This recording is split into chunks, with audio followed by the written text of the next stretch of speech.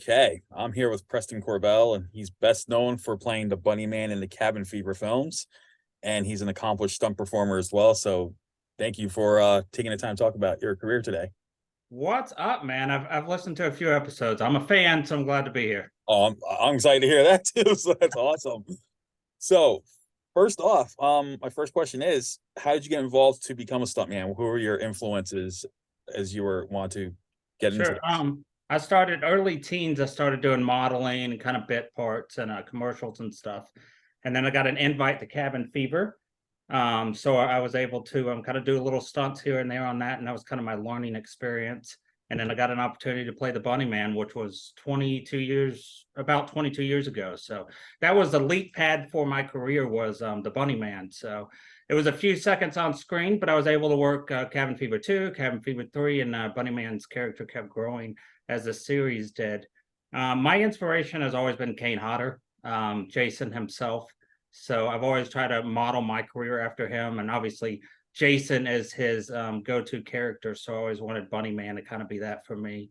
But his work ethic and just how he presents himself and how much stuff he's done over his career as an actor as well. So I definitely wanted to model that because that is the perfect model to be for a stuntman. That's awesome. Yeah, I feel like there's gonna be one person who's be known for characters. Think like Robert Englund as Freddy Krueger, Yeah. Kane Hodder, Jason, Gunnar Hansen, Leatherface, Yeah. So now we could say Preston Corbell, the Bunny Man, There we basically. go. So it's awesome. And you've done other work, you've done some TV shows as well. Um, so had you when you mentioned this was the learning experience, the first Cabin Fever. How did you prepare to get involved with stunts as you kept progressing? So Cabin Fever was filmed in North Carolina, obviously in the woods. Mhm. And I got to know a lot of people that worked in North Carolina in a city called Wilmington. And Wilmington's kind of like the little Hollywood East. So I got to know a lot of them. And then came One Tree Hill, which was a long running series, which, as a stuntman or any person that working in film, you want to stick around for something that's long lasting because it's consistent paycheck. But there was only a handful of us stuntmen on that, and kind of everything that came through Wilmington. I got to work as Kenny Powers double on Eastbound and Down, and a lot of cool stuff that happened around then. We got to work on all those projects that came to the studio. But I think my learning process and how I became what you would call a utility stuntman, whatever's thrown at you, you're ready to go. If you're going to get hit by a car, you got a day's notice to get prepared. I think that all started with One Tree Hill and kind of we didn't know what we were getting the next day, and you got to be on your toes.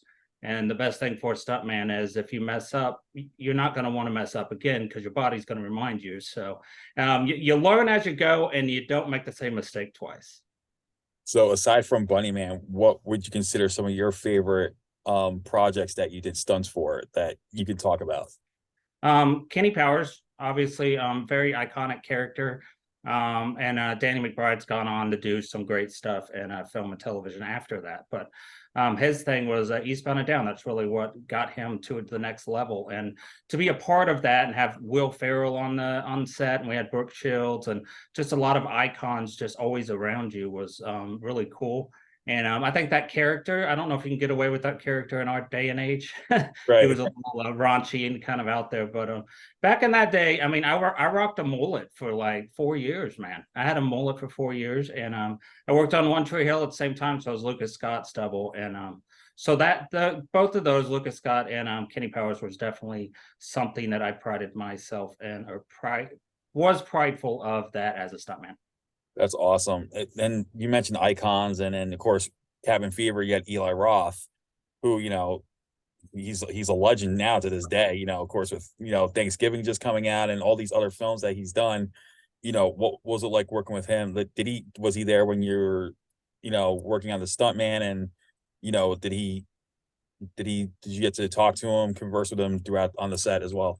So Cabin Fever was his first project, so that's really where he started to get his feet wet and kind of gained momentum. And then Hostel came out after that, the few sequels and stuff, which was huge. But Cabin Fever, it wasn't real low budget, but for as far as big motion pictures, it was low budget. And we all kind of in that small group of people knew we had something special. We knew that there was something there that is going to take off, and especially with the horror genre, and the community is so loyal. And I did this character 22 years ago, and I still go to conventions and people still talk about it. So that's pretty awesome.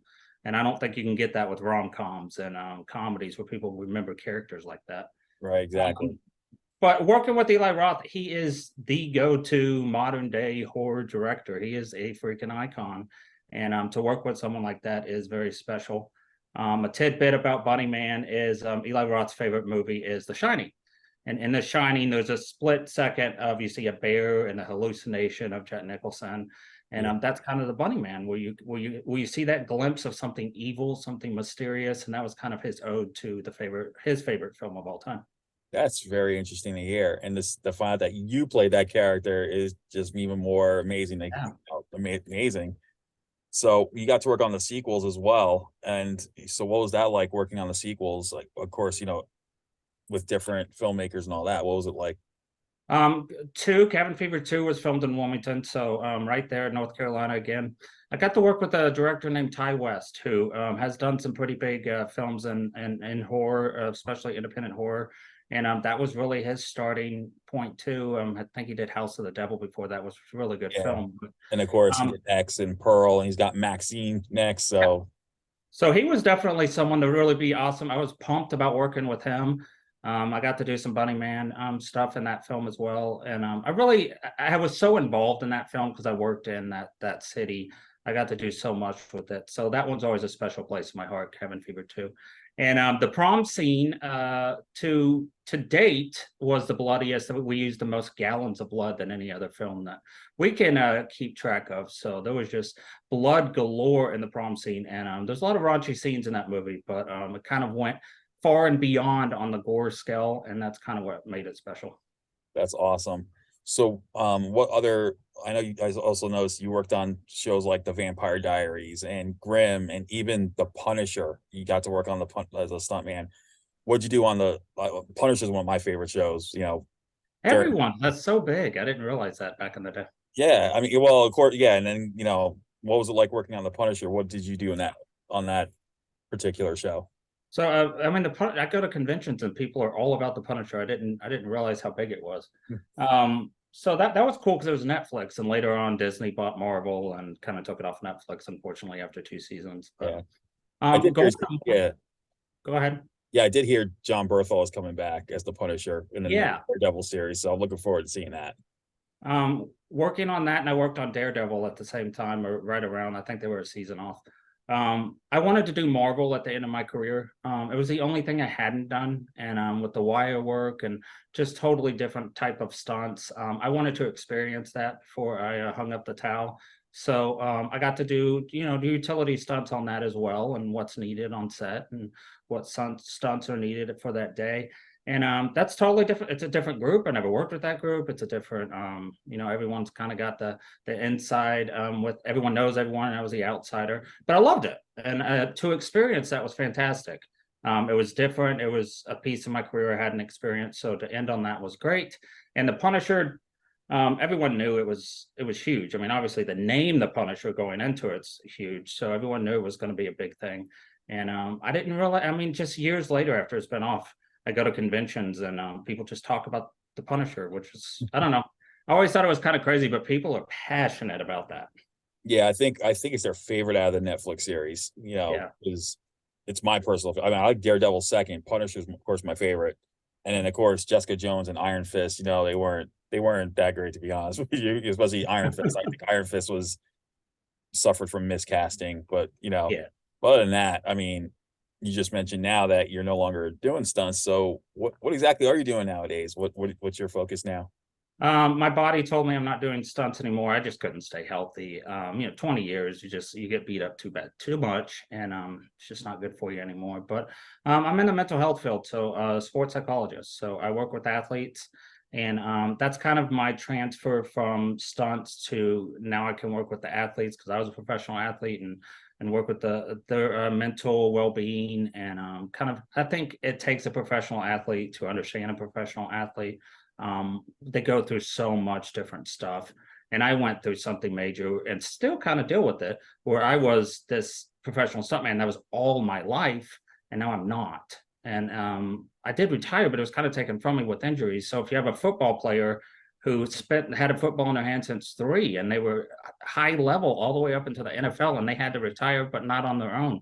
They just couldn't get a team to sign them, and now their life, everything that they worked for, is like gone. And it's like that's something that someone who hadn't experienced that's tough to get in the mind of a professional athlete. So that's kind of my I was in stunts, and now I can help professional athletes. So I think it's a great transition. I totally agree. I think that's great. Like you went from doing this as in terms of, getting your body, banged all the time, and then your body telling you got to give this up, and then now it's like you're kind of helping people who are in a similar situation. I think that's amazing because you got that experience and you're able to, yeah, you feel like sympathy and empathy in both ways because you totally have experienced the same exact thing. And I think that's fascinating that you're now helping people in similar situations. So I think that's awesome. Yeah.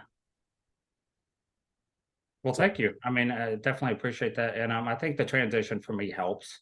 I think, I can, not being a professional athlete, but I can help them from a personal touch, and also, my education can help as well. So the transition I couldn't ask for anything better. That's awesome. Well, everyone knows cabin fever. You can try to find it anywhere, and they're gonna know. You're gonna be that forever known as the iconic Bunny Man, and that's pretty cool that you get to go to conventions and still get to, in some ways, relive those days of being the stuntman for doing this role. And I think that's amazing what you're doing. I actually got a convention up in a week, and I get to work with Danielle Harris, who's from the Halloween films and such a Scream icon. And I've really always wanted to work with her. So I'm looking forward to that. And CJ Graham's there, who's the other big Jason actor besides Kane Hodder. So Yeah. getting to work with those people after, I retired, and getting to work with them in conventions kind of just relives and gives you that film fix. So that's awesome aspect of it too. Now, you did mention Kane Hodder was a big influence on your career. Did you get to actually meet the man himself? I haven't met him. And that's probably laziness on my part because I haven't made it out to a convention. I'm hoping that I can get in a convention Kane Hodder's in and do it that way, but I need to go. And he's famous for choking people when you go to conventions. Yeah, he That's like is. what he's famous for. So I got to get choked out by Kane Hodder. I need to go. I need to quit being lazy and just go to a convention. He does a lot. I'm in Texas, so he does a huge one called Texas Frightmare. So I just need to go out there and definitely meet him. Yeah, because I mean, if you get to meet your icon, your idol, I'd probably be like, that'd still be like the cap or the end game for you, the dream. Well, everyone, check out Cabin Fever wherever you can, even the sequels, because Preston here, he's already forever known as the Bunny Man. And I had such a great chat with you and get to hear what you're doing now, and the fact that you're helping people in the similar situations. I think that's amazing. And I think you just need to keep doing what you're doing, and hopefully you'll get to meet Kane Hodder and these other iconic horror actors, and that's so kudos to you. All right. Thank you for having me, but more so, thank you for your audience. I really appreciate being here. All right, well, you take care, and everyone, you all have a good day.